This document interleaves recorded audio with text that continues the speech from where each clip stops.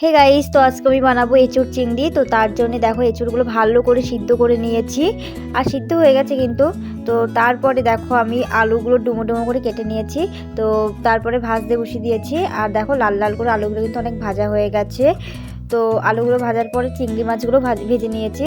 আর আমি না ভাজাটা দেখাতে পারিনি, কারণ এক হাতে ক্যামেরা ধরতে হয় আর এক হাতে রান্না করতে হয়। তারপরে আলু আর চিংড়ি মাছ দুটোই আমার ভাজা হয়ে গেছে।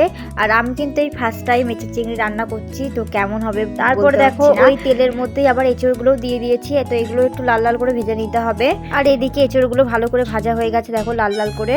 তো তারপরে এঁচুড়গুলো নামিয়ে নিতে হবে। আর ওই তেলের মধ্যে আরেকটু তেল দিয়ে দিয়েছি আমি।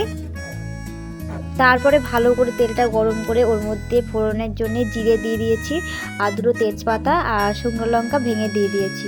তো এটা ভালো করে ভেজে নিতে হবে। আর এর মধ্যে একটু দারচিনি আর এলাচ দিলেও ভালো হতো, বাট ওগুলো ছিল না বাড়িতে, তো তার জন্য ফোড়নে এই কটাই দিয়েছি। তো এগুলো ভালো করে ভাজা হয়ে গেছে। তো এর মধ্যে দিয়ে দেবো একটু পেঁয়াজ।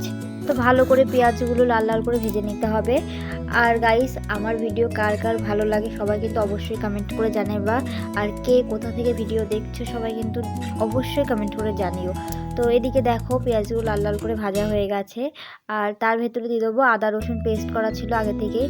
তো সেই মশলাটা দিয়ে দিলাম ভালো করে একটু হলুদ, লবণ আর ঝালের গুঁড়ো, তারপরে ধনের গুঁড়ো সব কিছু দিয়ে ভালো করে মশলাটা নেড়ে চেড়ে কষিয়ে নিতে হবে।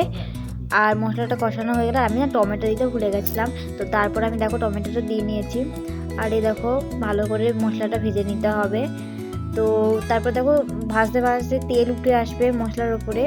তো এদিকে দেখো মশলাটা কিন্তু অনেকটাই ভাজা হয়ে গেছে। আর এই যে বলেছিলাম ঝালের গুঁড়ো দিতে ভুলে গেছি, তো তারপরে দিয়ে দিলাম। তো এদিকে মশলাটা দেখো ভালোই লাল লাল করে ভাজা হয়ে গেছে। তো তারপরে এর ভেতরে আবার আর না ঠিক ভিডিওটা দেখা যাচ্ছে না, কারণ অনেকটা ধোঁয়া হচ্ছিলো, যেহেতু কাঠের রান্না, তো তার জন্য অনেক ধোঁয়া হচ্ছিল। তো তারপরে দেখো ওই মশলার ভেতরে আগে থেকে আলু আর ওই এঁচড় ভাজাগুলো দিয়ে দিলাম। তো তারপরে এবার ভালো করে মাংসের মতো লাগছে কিন্তু, আর সেন্টটাও না দারুণ লাগছিল। যে নিজের রান্না নিজে বুঝতেই পারছি যেটা প্রথম করলাম। আর পুরো মাংসর মতন লাল লাল হয়ে গেছিলো, ঝাল ঝাল। তো দেখো ভালো করে কিন্তু কষানো হয়ে গেছে, দেখতে পাচ্ছ মশলাগুলো কিন্তু অনেকটা আলাদা ভাব হয়ে গেছে। তো তারপরে দেখো একটু জল দিয়ে নিলাম। আর জলটা কিন্তু পরিমাণ মতন তোমরা দেবে, কারণ যে কে কতটা রসা রসা করবে। আর এইসব চিংড়িটা ভালোই মানে মাখা মাখা করতে হয়। তো তারপর জল দিয়ে নিয়েছিলাম। তো তারপর আবার নেড়ে নিলাম একটু ভালো করে। তো তারপরে যে চিংড়ি মাছগুলো ভাজাগুলো ছিল, তো চিংড়ি মাছগুলো ভেতরে দিয়ে দিলাম। আর এই দেখো অনেকটা কিন্তু হয়ে গেছে আমার এঁচোড় চিংড়িটা। তো চলো ভিডিওটা এখানেই শেষ করছি।